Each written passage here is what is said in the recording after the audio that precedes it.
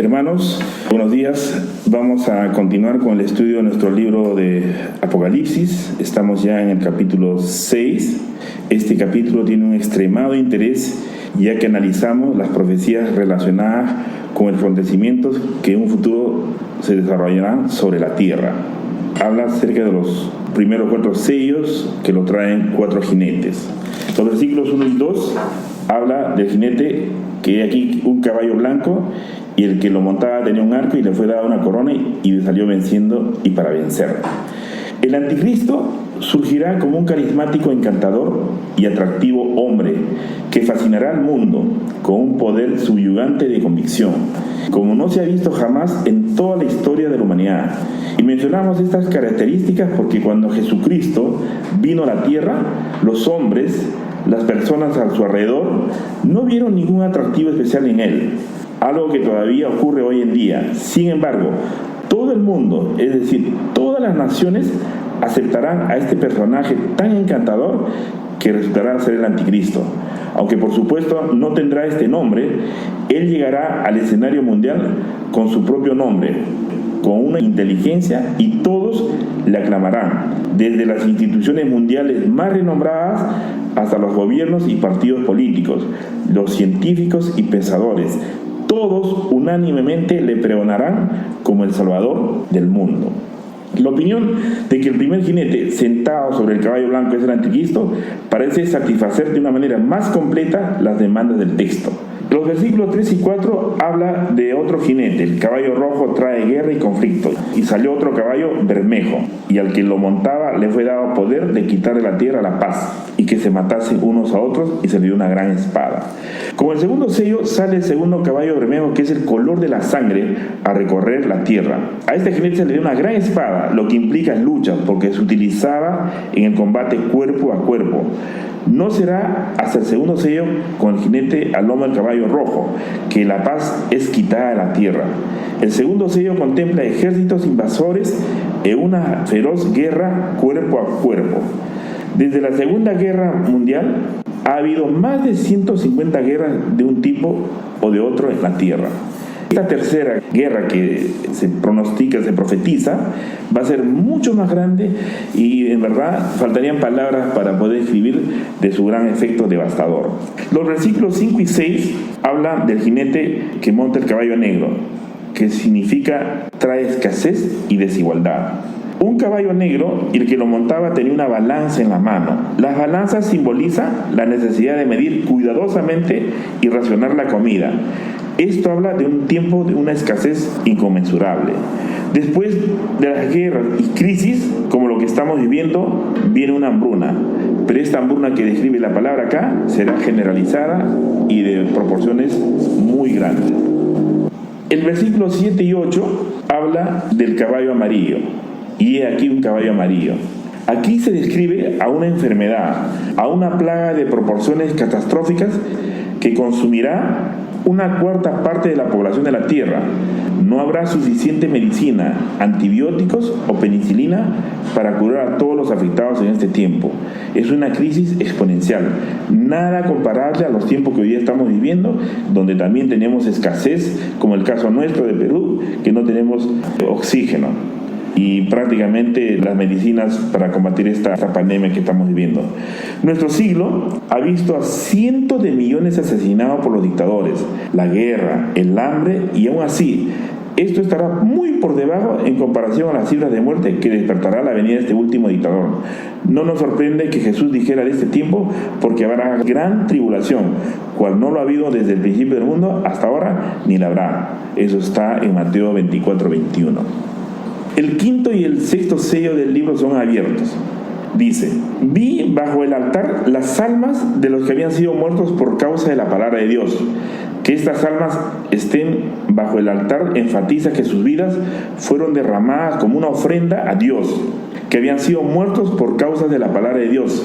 Quizás sea mejor el ver esto como el clamor de todos los mártires de la verdad de Dios. Y clamaban, dice, a gran voz. Estas almas en el cielo clamaban por venganza. ¿Hasta cuándo no juzgas y vengas nuestra sangre?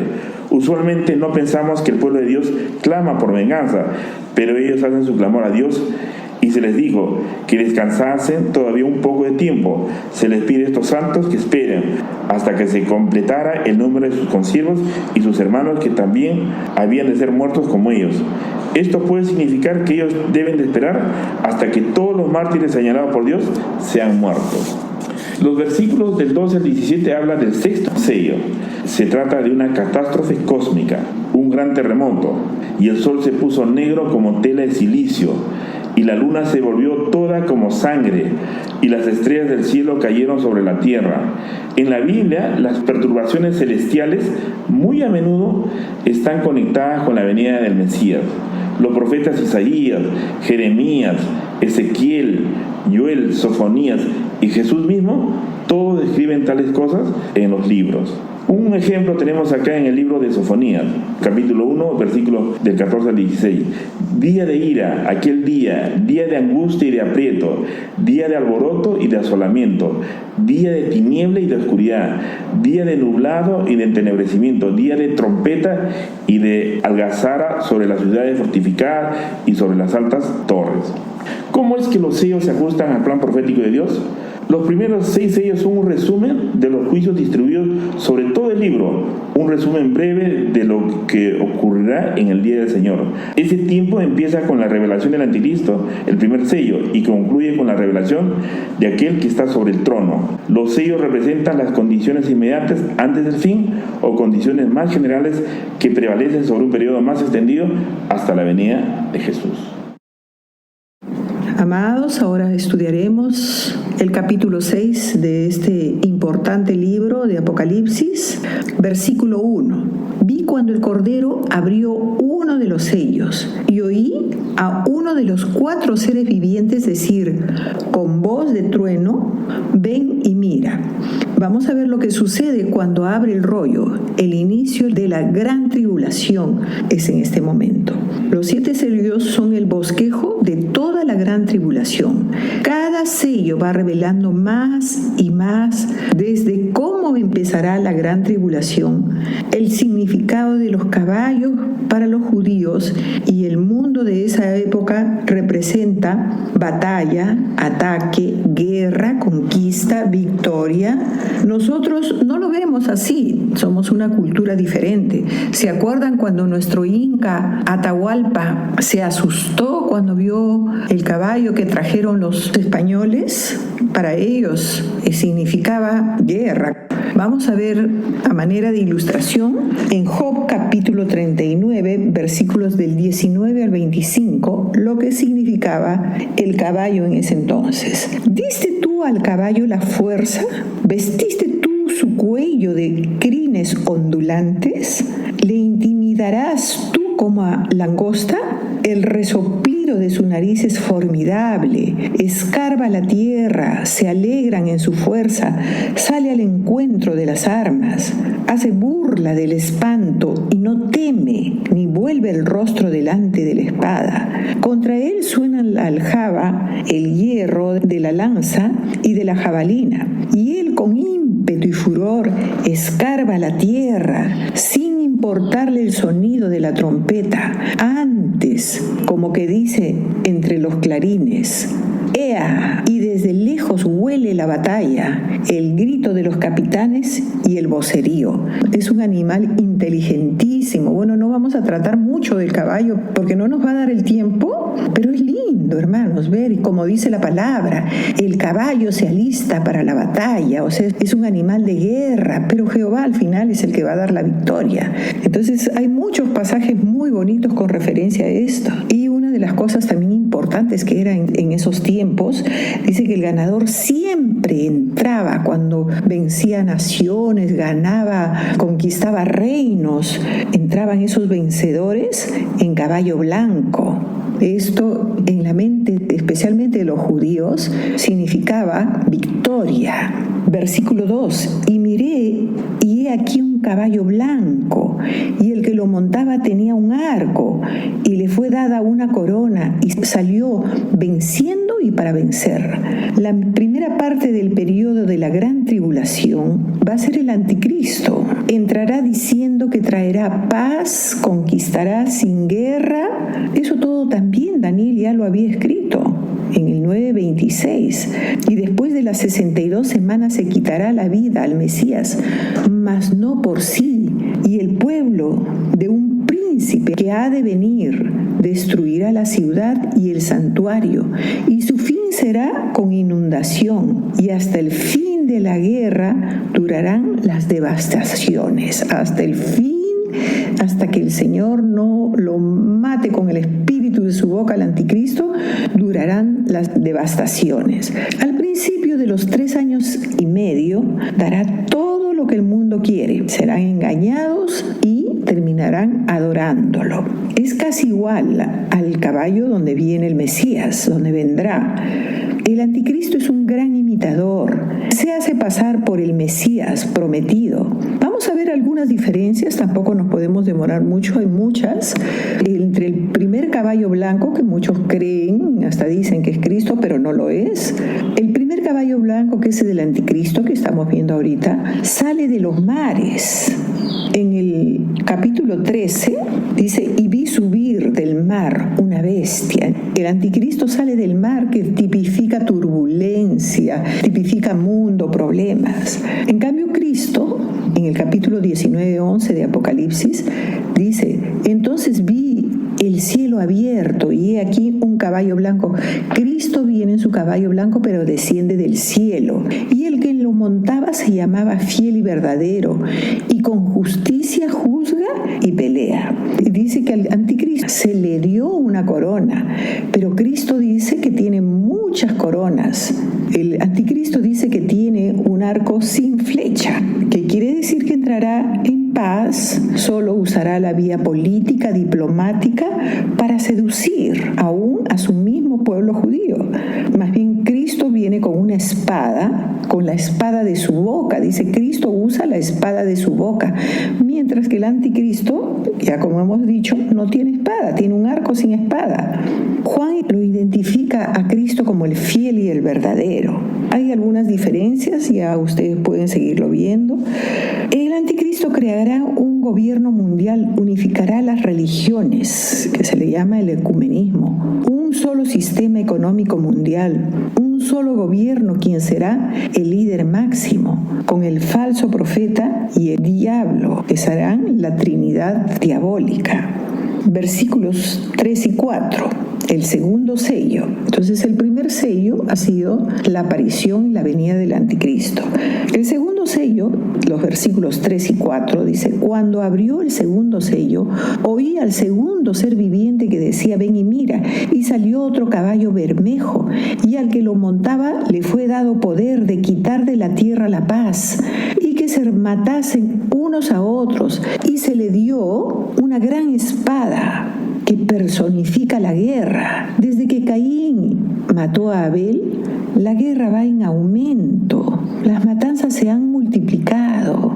Esa gran espada, en el original, es como una daga, un arma de asesino para degollar, instrumento para derramar sangre, para matar y asesinar. El mismo Señor Jesús nos dice en Mateo 24, versículos 6 y 7, y oiréis de guerras y rumores de guerras. Mirad que no os turbéis, porque es necesario que todo esto acontezca, pero aún no es el fin, porque se levantará nación contra nación, reino contra reino, y habrá pestes y hambres y terremotos en diferentes lugares. Miren, todo esto vamos a irlo comparando con Mateo 24, las palabras del Señor. En el versículo 5 y 6 vemos el tercer sello. Oí al tercer ser viviente que decía, ven y mira, y miré y he aquí un caballo negro, y el que lo montaba tenía una balanza en la mano. Y oí una voz de en medio de los 4 seres vivientes que decía, 2 libras de trigo por 1 denario. 2 libras es 1 kilo. Y 6 libras de cebada por 1 denario. Pero no dañes el el aceite ni el vino. El caballo negro representa una hambruna. Un denario era igual al pago de un día de trabajo de un hombre. No habrá alimento. El anticristo controlará al mundo porque habrá gran hambre. Los que hemos pasado escaseces acá hace algún tiempo, sabemos en parte lo que significa no tener alimentos. En Mateo 24:7 dice el Señor, porque se levantará nación contra nación, ya lo hemos leído, y reino contra reino, y habrá pestes y hambres y terremotos en diferentes lugares. El Señor advirtiéndonos antes de que se escriba Apocalipsis. En Apocalipsis 13:17, y que ninguno pudiese comprar ni vender, sino el que tuviese la marca o el nombre de la bestia o el número de su nombre. Él va a tomar el control, hermanos. Y ahí es donde va a exigir que se marquen, que tengan su número. Este es el bosquejo de lo que está por venir. Versículos 7 y 8, cuarto sello. Oí la voz del cuarto ser viviente que decía, ven y mira, miré y he aquí un caballo amarillo. El que lo montaba tenía por nombre Muerte, y el Hades le seguía, y le fue dada potestad sobre la cuarta parte de la tierra para matar con espada, con hambre, con mortandad y con las fieras de la tierra. El amarillo acá es el verde pálido, el color de las personas que están muy enfermas, ya casi para morir, no se han dado cuenta. Yo por el color nomás ya veo que la persona está muy mal. Esto traerá este jinete, y todo es una consecuencia. Al haber guerra hay muertes, al haber muertes hay pestes, y nuevamente más muertes con la vida de los que se queden, y el enemigo se los llevará al infierno. Hay dos personajes, la muerte y el Hades. Recordar, primero viene la muerte y después viene el enemigo para llevárselos al infierno. Pero el Señor, acuérdense siempre, Apocalipsis 1:18, y el que vivo, está hablando el Señor, y estuve muerto, mas he aquí que vivo por los siglos de los siglos, amén, y tengo las llaves de la muerte y del Hades. Siempre recordemos, hermanos, ¿quién tiene el control de todo? Capítulo 20, versículos 3 y 14. Y el mar entregó los muertos que habían en él, y la muerte y el Hades entregaron los muertos que había en ellos, y fueron juzgados cada uno según sus obras. Y la muerte y el Hades fueron lanzados al fuego, al lago de fuego. Esta es la muerte segunda. Hermanos, por encima de todo está nuestro Dios. Tiene control de todo. Acuérdense siempre Apocalipsis 4 y 5. Él está sentado en su trono, y en el 5 Él tiene el rollo en sus manos, Él tiene los tiempos en sus manos.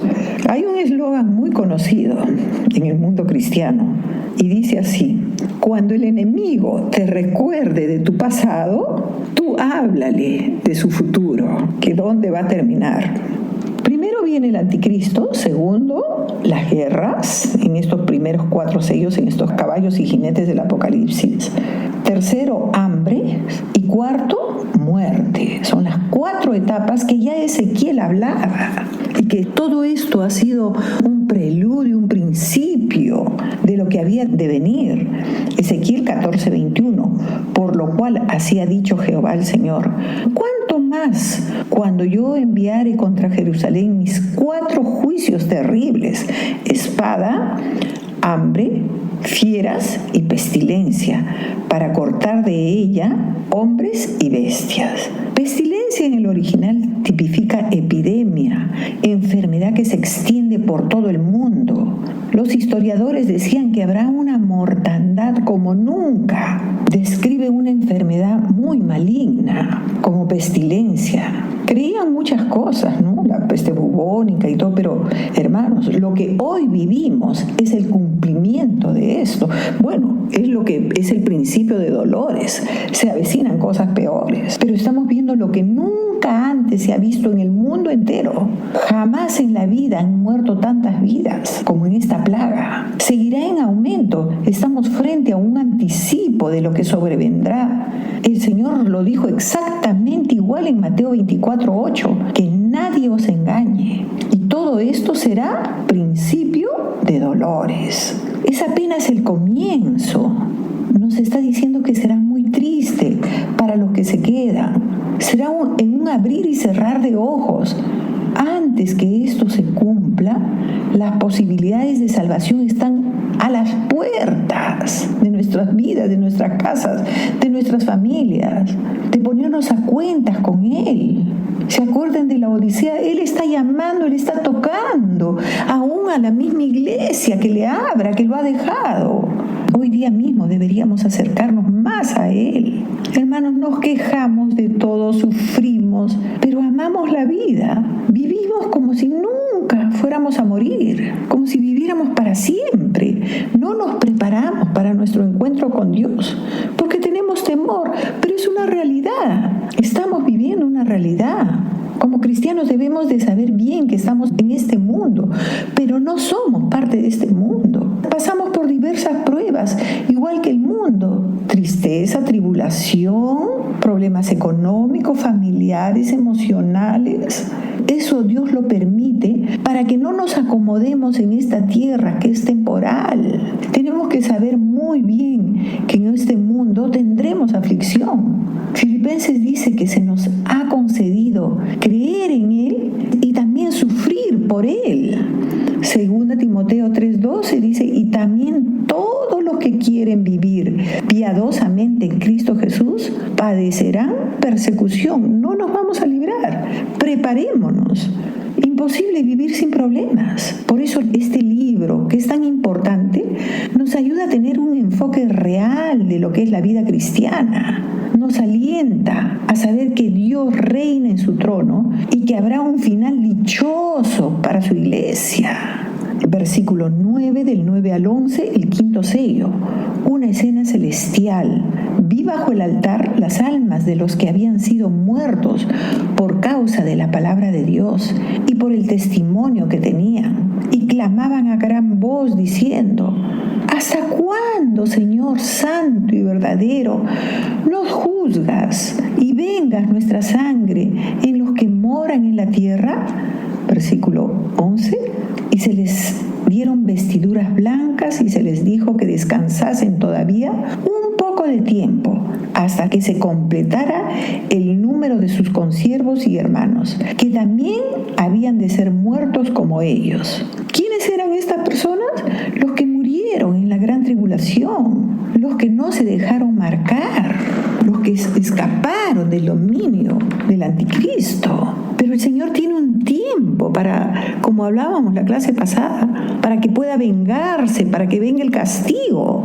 En Apocalipsis 14, 9 y 10, y el tercer ángel dice, lo siguió diciendo a gran voz, si alguno adora a la bestia y a su imagen y recibe la marca en su frente o en su mano, él también beberá del vino de la ira de Dios, que ha sido vaciado puro en el cáliz de su ira, y será atormentado con fuego y azufre delante de los santos ángeles y del Cordero. Es lo mismo, ahí nos está explicando que ellos fueron los que no se dejaron marcar y ellos están ahora en el altar. Hay una escena terrenal cuando hemos visto los 4 jinetes. Ahora, en el quinto sello, es una escena celestial. Ahora nuevamente Juan pone los ojos en el cielo y ve bajo el altar las almas de los que habían sido muertos a causa de la palabra de Dios.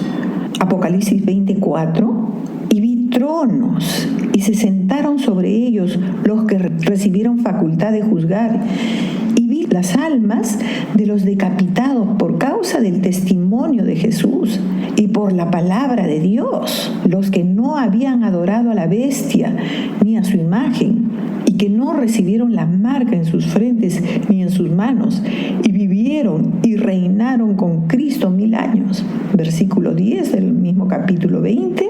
Y el diablo que los engañaba fue lanzado al lago de fuego y azufre, donde estaba la bestia y el falso profeta, y serán atormentados día y noche por los siglos de los siglos. Ahí no hay 1000 años ni nada, por los siglos de los siglos. muchos mártires han sido muertos. Tenemos la galería de los hombres de Dios, tenemos casi a todos los apóstoles: Esteban, Pedro, Pablo, Juan. Quisiera contarles brevemente el testimonio y la vida de este misionero americano. Jim Elliot, nacido dentro de una familia cristiana, desde pequeño decidió dedicar su vida al Señor. Siempre procuró mantenerse apartado de cualquier actividad frívola. Estudió en una conocida universidad cristiana y desarrolló una intensa vida devocional y estudio de la palabra de Dios. Después siguió un curso de lingüística. Fue ahí donde escuchó por primera vez de la tribu de los Aucas del Ecuador. Este curso estaba orientado a futuros misioneros para que aprendieran a hablar lenguas indígenas que le permitieran comunicar el Evangelio. Terminado todos sus estudios y después de haber realizado diversas actividades evangelísticas, incluyendo programas radiales y de enseñanza bíblica en diferentes partes de los Estados Unidos, buscó la voluntad de Dios en el campo misionero. Siendo una persona de muchas cualidades intelectuales, con un IQ muy alto, su familia y líderes consideraban que sería de mucha utilidad en las iglesias y en las universidades de su país. Sin embargo, para Elliot, hacer la voluntad de Dios en su vida era lo primordial, por lo que después de mucha oración, sintió el llamado para alcanzar a las poblaciones que no tenían acceso a la palabra de Dios. Él sabía que no se quedaría en su país, por lo que fue guiado al Ecuador, donde se trasladó con un grupo de jóvenes misioneros en ese entonces. En 1953 se casó en Quito con una misionera llamada Elizabeth. Entre 1952 y 1956, Elliot juntó a 4 misioneros, entre ellos un aviador. Se propusieron emprender la misión de llevar el Evangelio a la aislada tribu de los Aucas. Era una tribu muy violenta, que continuamente se mataban entre ellos y no aceptaban a ningún extraño en medio de ellos, y mucho menos a extranjeros. En este tiempo se dedicaron a estudiar bien el castellano y el quechua de la región, aprendiendo frases útiles para los primeros contactos. Luego hacían viajes de reconocimiento de varios días. Estaban semanas por la selva, a veces a pie, otras en canoas, buscando formas de cómo acercarse a la tribu, hasta que se presentó la oportunidad. Les donaron una avioneta. Elliot tuvo la posibilidad de emplear su voz con las frases aprendidas, con el fin de que fueran oídas por los Aucas. Y así fue. Fue una señal que era tiempo de ejecutar su plan. Aterrizaron en el lugar, se instalaron a orillas del río Curaray, procurando atraer su atención. Pero, lamentablemente, el 2 de enero de 1956, los misioneros construyeron un campamento junto al río Curaray, como hemos dicho, a pocas millas de los asentamientos de la tribu. Pero su obra se truncó bruscamente. El 8 de enero de 1956, los 5 misioneros, encabezados por Jim Elliot, fueron asesinados bárbaramente por un grupo de esa tribu. Las noticias de sus muertes en ese entonces conmocionó al mundo entero. Las muertes de estos jóvenes misioneros, siervos de Dios, sirvió para reactivar el esfuerzo misionero en los Estados Unidos, poniendo más recursos para las misiones en todo el mundo. Su obra es recordada aún y fue llevada al cine en la película que en español se llama A Punta de Lanza, de los cuales yo les aconsejo que lo puedan ver. Un día lo vimos aquí hace muchos años en la congregación. Una película preciosa, hermanos. Algunos años después de las muertes de estos misioneros, la viuda de Jim Elliot, Elizabeth, y algunas hermanas regresaron al Ecuador como misioneras con el Instituto Lingüístico de Verano para vivir con esta tribu. Terminaron convirtiendo a casi toda la tribu, incluyendo siendo los mismos asesinos de sus seres queridos. Eliminaron la violencia y la influencia extranjera resultó de gran bendición.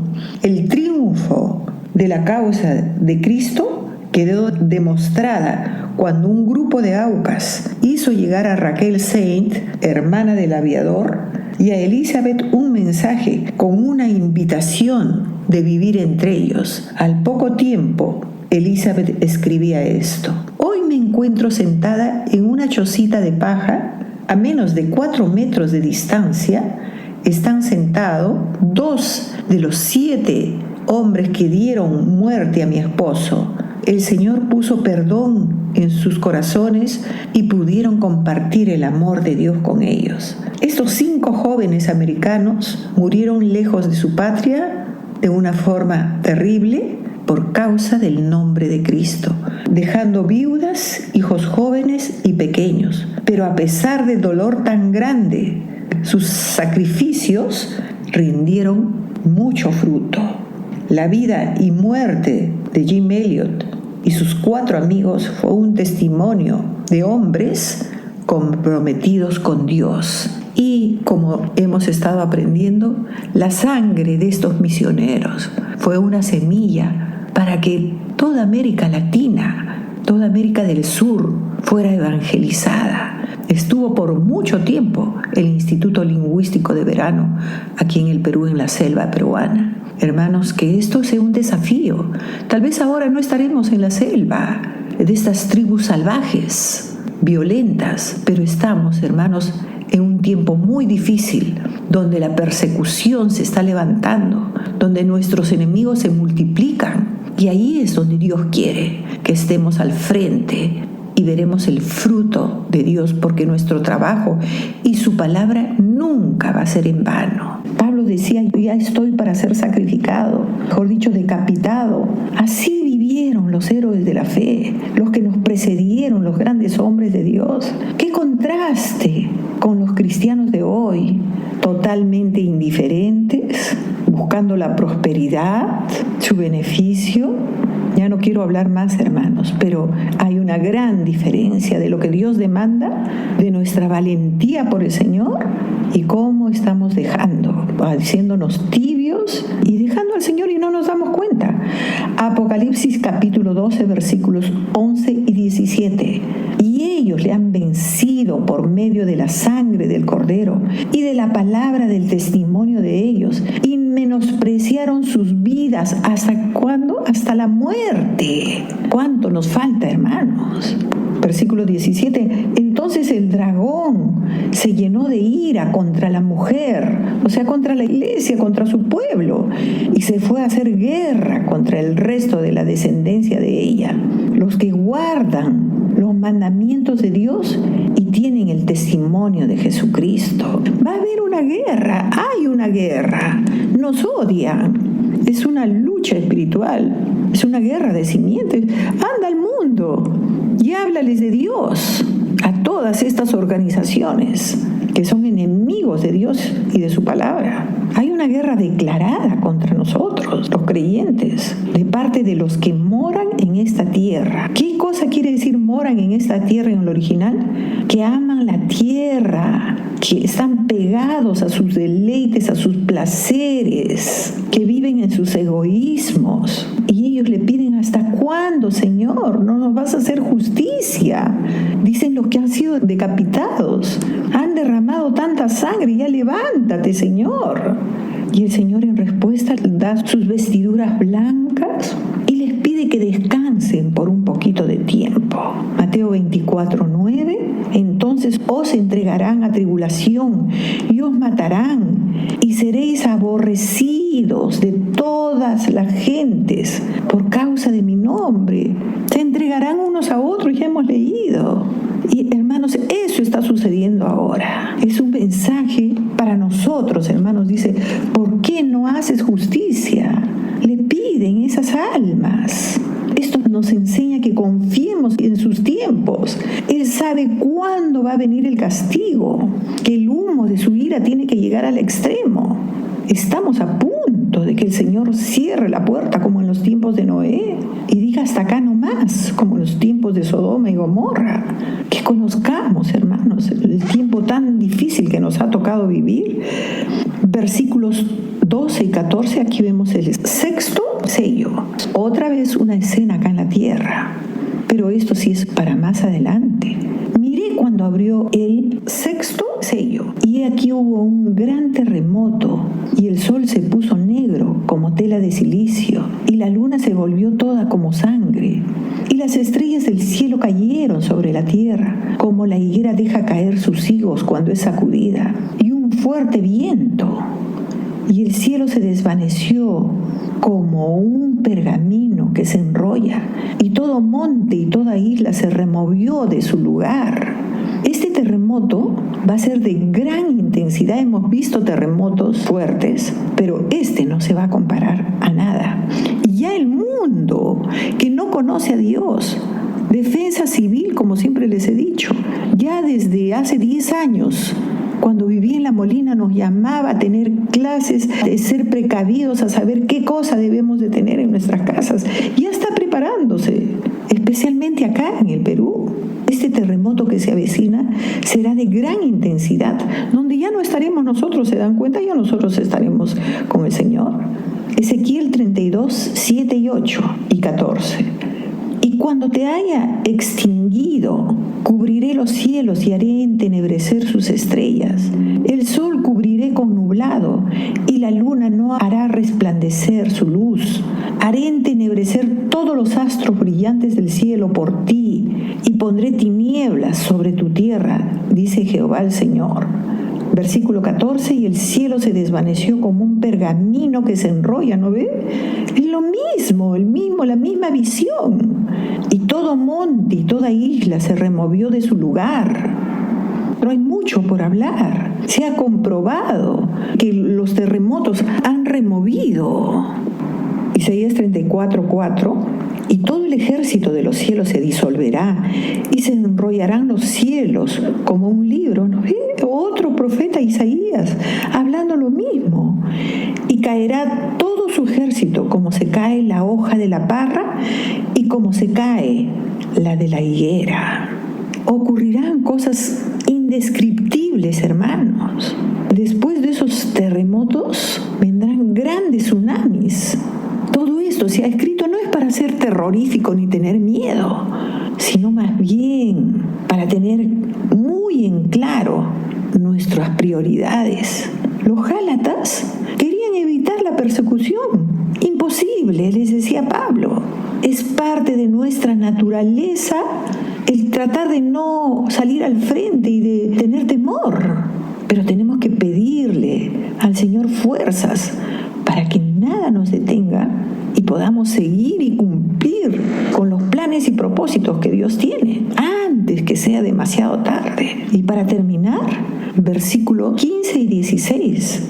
Y los reyes de la tierra, y los grandes, los ricos, los capitanes, los poderosos, y todo siervo y todo libre, se escondieron en las cuevas y entre las peñas de los montes, y decían a los montes y a las peñas: caed sobre nosotros y escondednos del rostro de aquel que está sentado sobre el trono y de la ira del Cordero.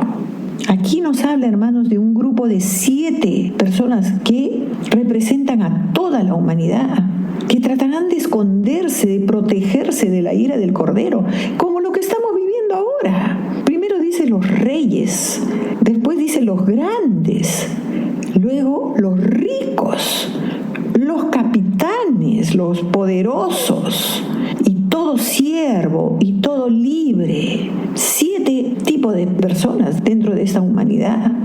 Imposible, hermanos. De la ira de Dios nadie se libra.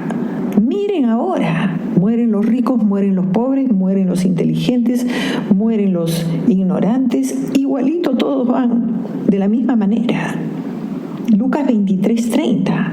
Entonces comenzarán a decir, esto dice el mismo Señor, cómo la palabra se complementa. Comenzarán a decir a los montes: caed sobre nosotros, y a los collados: cubridnos. Eso está escrito Y eso va a acontecer y ya está aconteciendo. Tenemos un anticipo, tenemos una introducción ahora con esta peste, con este COVID, de las cosas que están por sobrevenir. La muerte y los sufrimientos de los santos parece una derrota, como cuando murió Jesús. Pero la sangre de los cristianos es un semillero, hermanos. No, al contrario, se multiplica. Cuando Faraón quería matar y quería que no nazcan los niños, cuanto más los torturaban, les hacían trabajar, les flagelaban, más se multiplicaban. ¿Se acuerdan de Esmirna? ¿Cómo los llevaban por camionadas al Coliseo Romano para querer extinguir el cristianismo? Imposible, hermanos.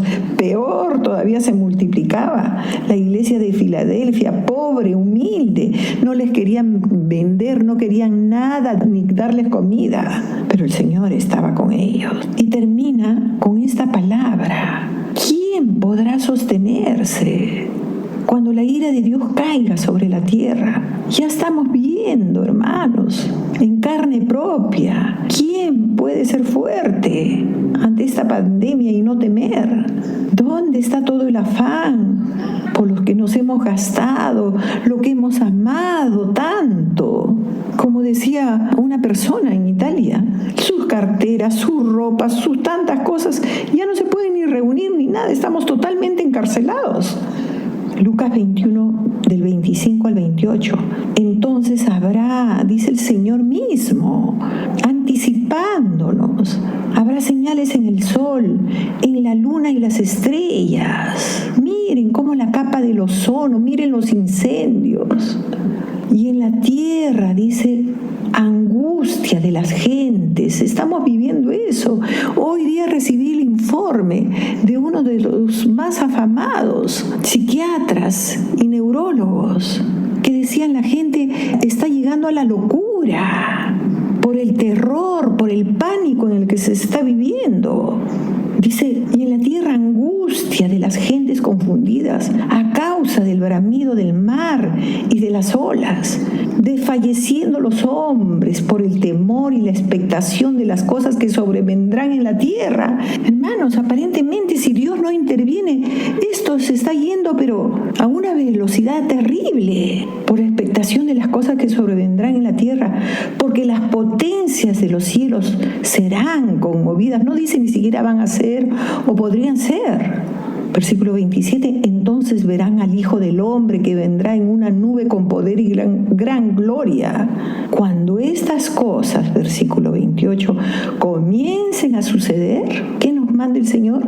Erguíos, párate firme, levanta tu cabeza, mira al cielo, no mires lo terrenal, porque vuestra redención está muy cerca.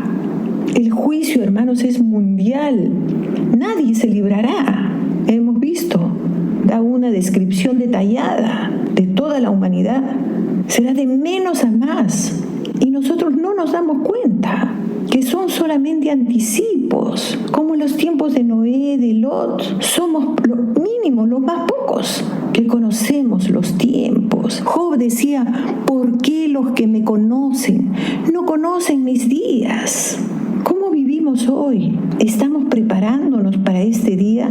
La palabra dice, si escuchas hoy su voz, no endurezcáis vuestro corazón, como la Odisea. Se taparon los oídos. ¿Qué pensamos, que vamos a vivir eternamente? Sabemos que vamos a morir, pero vivimos como si nunca vamos a morir. El Señor sigue diciendo, no endurezcas tu corazón. Sigue diciendo también, en tiempo aceptable te he oído y en el día de salvación te he socorrido. He aquí el tiempo de salvación, he aquí el día aceptable. Le decía a la Odisea, le reventaba la puerta. Ábrame, ¿hay alguien que me escucha? En el día de salvación te quiero socorrer. Ya la noche está avanzada. Hermanos, si hay algo en la que estoy muy agradecida al Señor, es que no pasaré por el día de su ira. Ese es el consuelo más grande que puede tener un verdadero hijo de Dios. Vamos a pedirle, hermanos, antes de terminar, este capítulo. Pidámosle al Señor que mientras estemos acá, que nosotros podamos interceder, que podamos ser de buen testimonio, que podamos poner la mano en el arado, que seamos valientes, que abra las ventanas de los cielos y que mande la lluvia de bendiciones, esa lluvia tardía que Él promete, que continuamente hable en su palabra. Digámosle, somos tu pueblo, somos tu iglesia todavía en la tierra, somos tu viña, que puede haber ese clamor. Hay un remanente santo, hermanos, que eres tú y yo, que sea la iglesia Camacho en todo el universo, que no ha doblado rodillas ante Baal, ni lo doblará, ni adoraremos a nada de lo que está en esta tierra, solo el Señor. Las naciones enteras, en las naciones enteras, en todos los tiempos y todas las edades, ha habido un remanente santo de su iglesia genuina, de su iglesia de Esmirna, de su iglesia de Filadelfia, que proclaman que Él es el Señor de nuestras vidas. Hazlo tú también. Las naciones, dice, declaran que tú eres nuestro Señor, que tú eres nuestro Dios.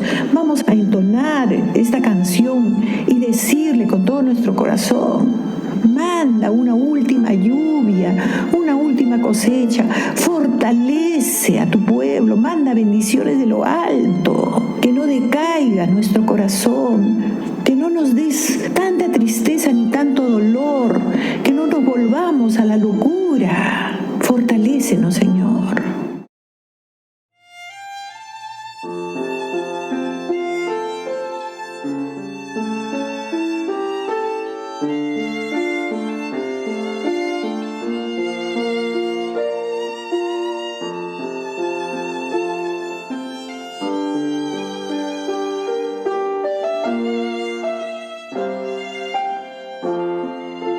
Abre los cielos sobre nosotros, abre los cielos, Señor, haz llover. Somos tu pueblo, somos tu viña, abre los cielos, Señor, haz llover. Los árboles del campo se han secado, el vino y el aceite se acabó. Tu viña está desierta y sin vallado, en nuestro asolamiento hay un clamor. Vuélvenos a ti, nos volveremos. Ven a darnos vida una vez más. Vuélvenos de nuestro cautiverio, haz tu remanente regresar. Abre los cielos sobre nosotros, abre los cielos, Señor, haz llover. Somos tu pueblo, somos tu viña, abre los cielos, Señor, haz llover, haz llover, haz llover sobre tus renuevos, haz llover, haz llover, haz llover. Haz llover, Señor.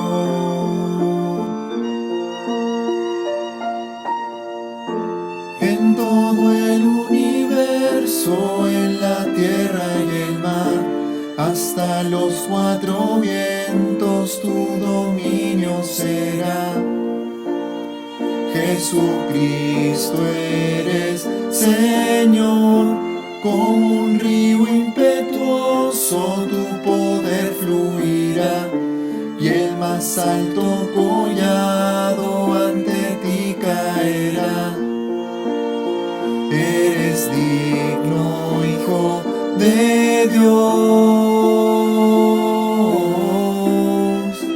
digno eres tú, digno de honor, digno de gloria y adoración. digno eres tú, digno Señor. Toma mi vida y mi corazón. Las naciones declaran que tú eres Señor, las rodillas se postran adorándote hoy. Jesucristo eres Señor, todos te adoramos y te damos loor.